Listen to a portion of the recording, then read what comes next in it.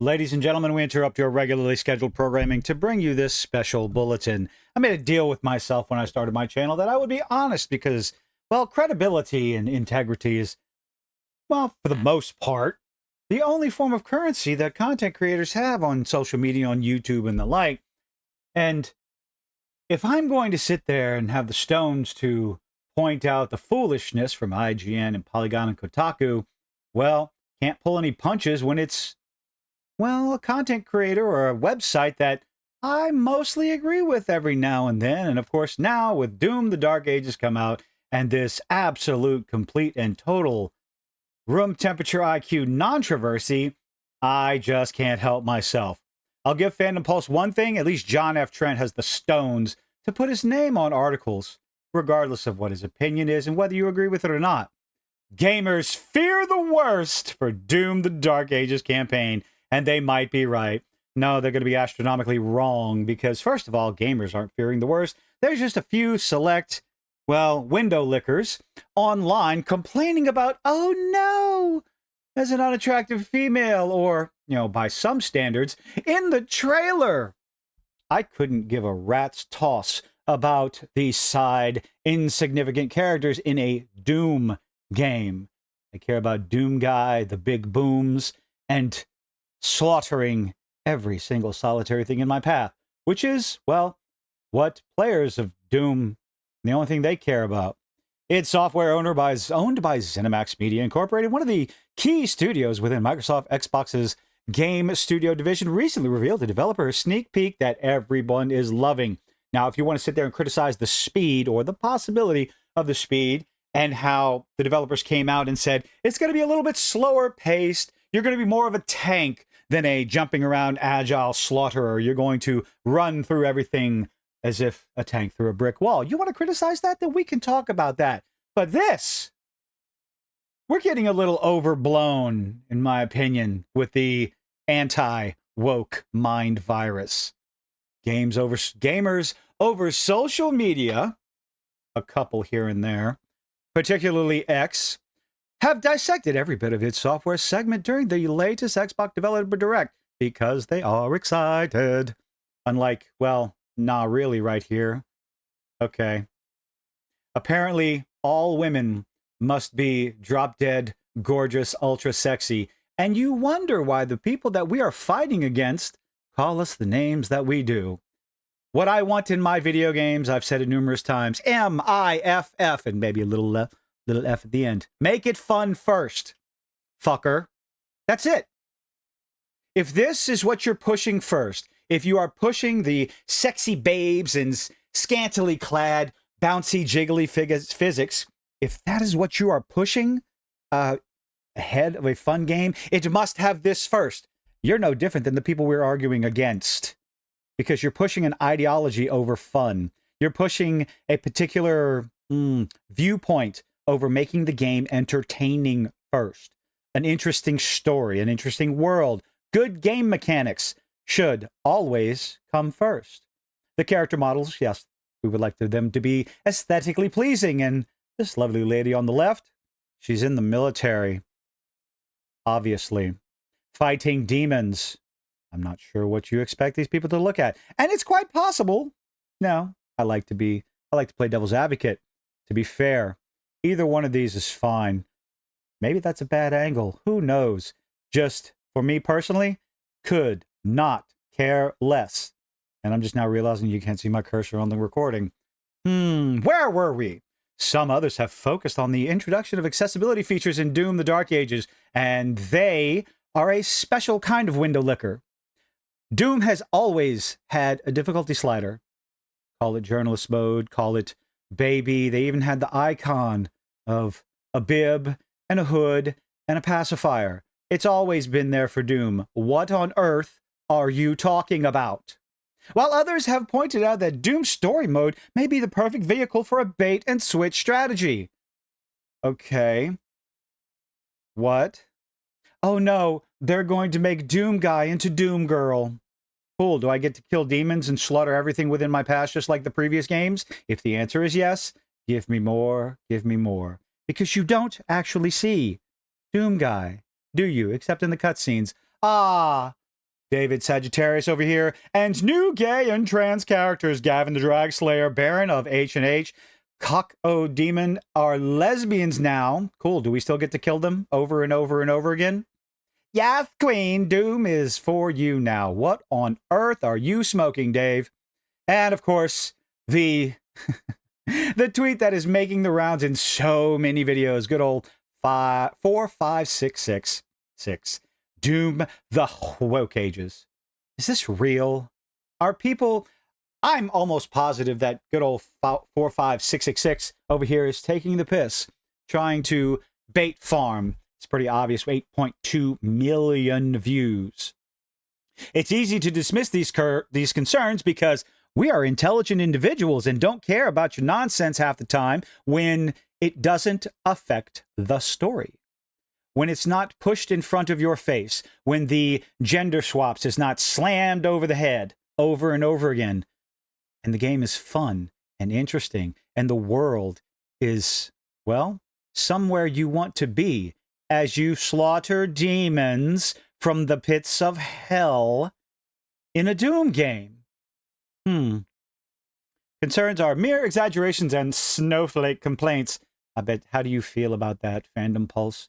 Being called a snowflake, like we've been calling, well, the over-exaggerated responses we get when we criticize a game. This is a bit of nonsense, to say the least. But let's continue. Reflecting upon the cause of these concerns shines valuable insights that may validate gamer fears. Really?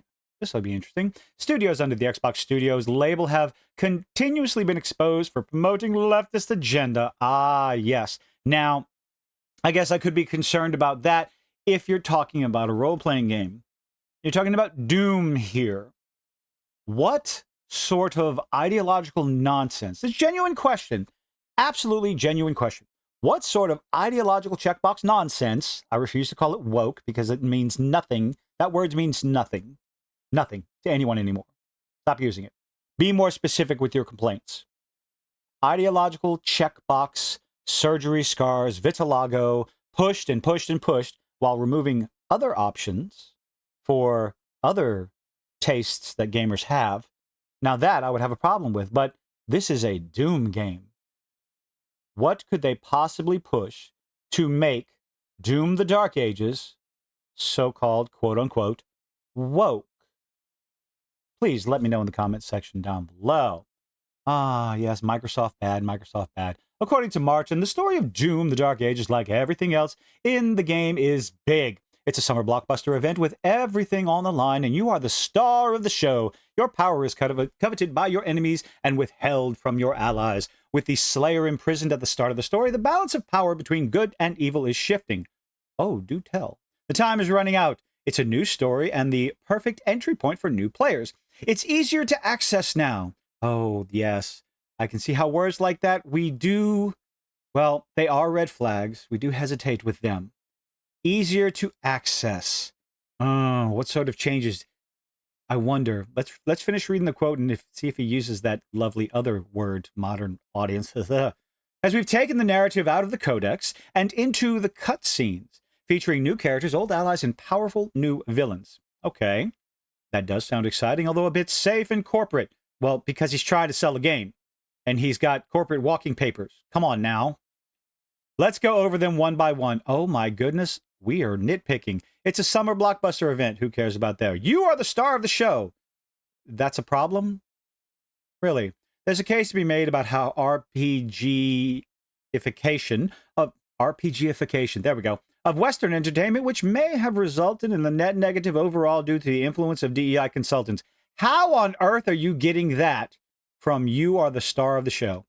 When contemporary studios use the word you at the set, you're the Okay.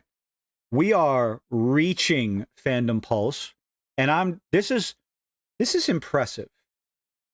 You're saying that because they use the term you at the center of the story, gamers have reasons to be worried about any injection of DEI content. This has gone absolutely overboard, and I do not understand it. Mind-boggling. It's a new story and the perfect entry point for new players because you want new players into the franchise. We always want new players into the franchise. Doom franchise prior to 2016 didn't really need a story. That is true, but guess what? It does now. After all, Doom is all about destroying and eviscerating demons at a frantic pace, even though I think y'all correct me in the comment section. Did the original Doom have a story? I guess the basic premise of a story of going to the pits of hell and slaughtering demons in order to save the human race is somewhat of a story. Why is id Software interested in creating a perfect entry point for new players?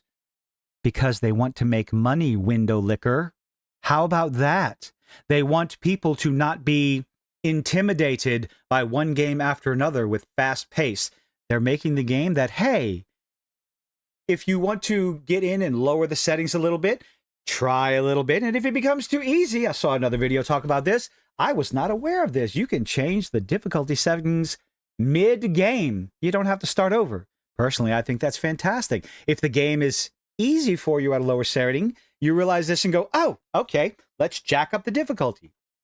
And then if you decide you think I've got what it takes, start it on nightmare mode. And you get raffle stomped over and over and over again, can't even get 100 feet into the game. You go, well, maybe let's just turn that down until I get a little bit better with the controls. What exactly makes that woke? I know I don't like using the word, but hey, it's the word that they're using, ladies and gentlemen, so here we go. Haven't efforts to appeal to the widest possible demographic ended in miserable outcomes? Oh, see, this is not comparable because they're trying... Other studios, other games will use Dragon Age the Veilguard and their lovely little character creator trying to appeal to a larger demographic. Because at the same time they did that, they removed a couple of options for the chesticles and gluteus. Maximus became a gluteus minusculus. That's a difference. You're adding options that no one asked for, that no one generally needed, and turning off the target demographic for RPGs by taking away other options. Simply adding without taking away would have been better. I do not believe a difficulty setting is comparable to a character creator like in Dragon Age the Veilguard. It's easier to access now. Again, nothing wrong with that. You're nitpicking. As we've taken the narrative out of the codex and into the cutscenes, I don't think that's a bad idea. A game's codex is an interesting narrative device that adds mystery and intrigue to how the story is told. Why has id Software decided to take the narrative elements out of the codex and into the cutscenes? Because they want to make a more cinematic experience instead of making players who, half of us honestly don't lie, we don't read those things. And they're putting it on the screen for the player to see. I absolutely loved Doom Eternal and some of the cutscenes there, the storytelling on the screen in front of me.